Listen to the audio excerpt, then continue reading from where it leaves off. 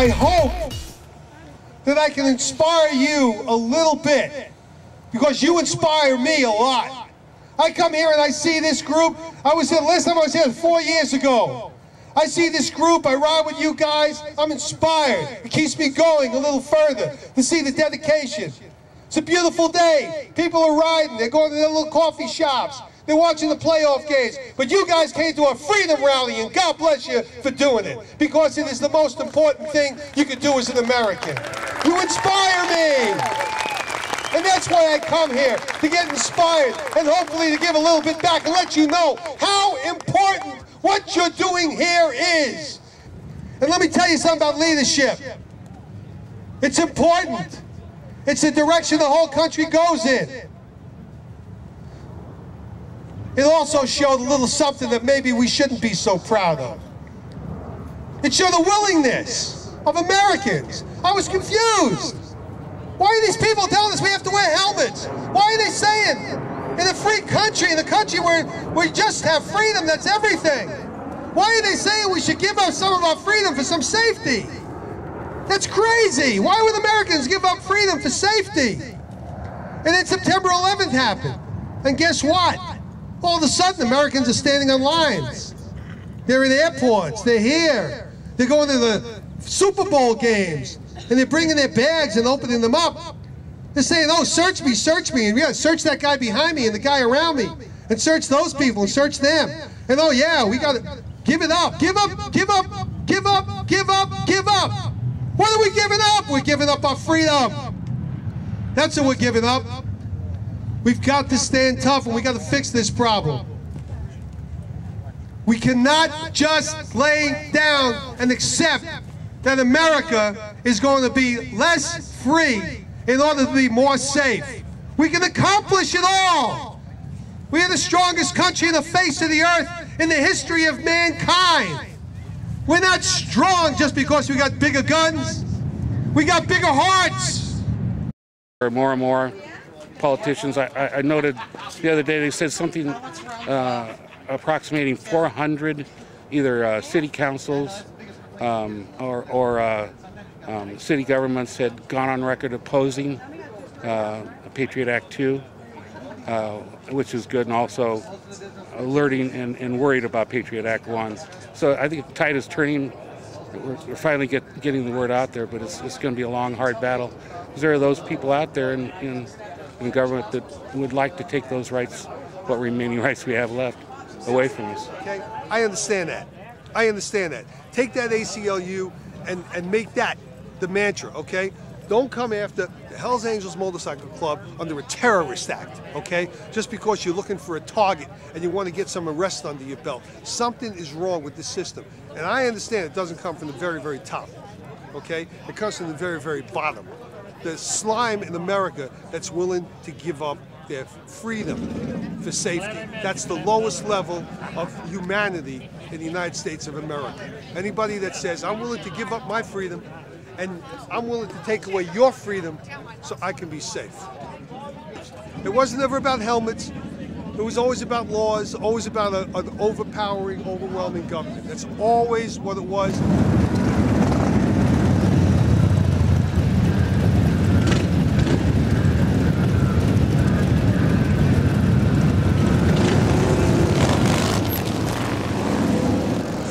Well, the Hells Angels are on the leading edge of battling for our freedoms.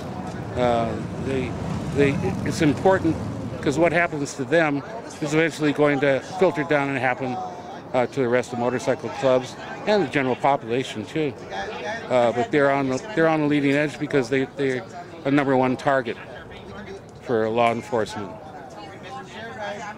Therefore, we've got to support them and make sure that their rights are upheld. They're the first rights that they want to take away. It's one of those scenarios that where you have a forum where individuals can go ahead and meet and discuss their differences. It's very advantageous to resolve any conflicts that may arise out of that. And just like any other social group. People don't see eye to eye to everything, and in that regards, it's been advantageous for Arizona because since the inception of the Arizona Confederation, we haven't had strife amongst the motorcycling clubs in this state. And it's been a wonderful scenario. Plus, like I say, through the legislation, education, and judicial activities, we go ahead and resolve a lot of issues that come before, unjust laws, or at least laws that we feel are unjust. We bring to the attention of our lobbyists that go ahead and take care of that action with our legislator.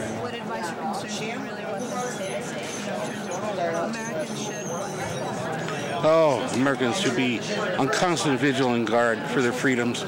Freedom lost is much harder to get back. We need to preserve all the freedoms that we have. Keep chipping away at them. Eventually we're going to end up and people are going to wake up to a police state.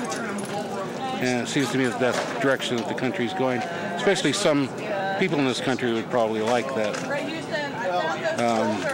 You see it in insurance companies too, because they want to charge additional premiums or cancel insurance for anybody that has any risk-taking activities. And that's not proper either.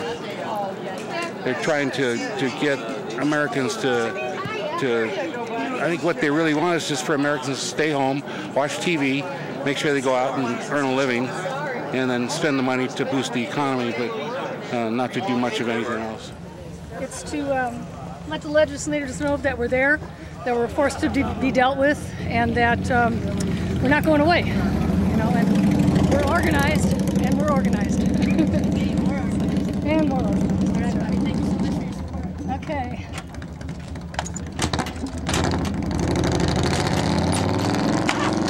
We know you've been around for a long time, been doing it for a long time. I think you first came to us, 3 years ago? Was it 5 years ago? Oh my God, it's been a long time. So then, ever since then, we had 9/11. Then since when you first started, right? Yeah. That was the turning point. They're using. I feel that the government's using that as an impetus to go ahead and take away more of our rights. I think a real documentary on bikers, and not just bikers' rights, I'm talking about the life, would go. I think it's something that is absolutely necessary. It's time that somebody make a documentary, that the major clubs all have an opportunity to say what they think of motorcycling from back when and to come on up to today.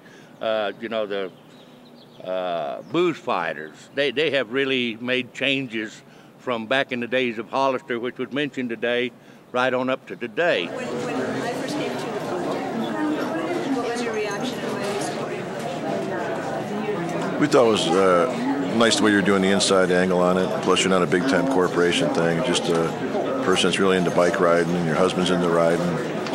It's kind of a down-home angle on it.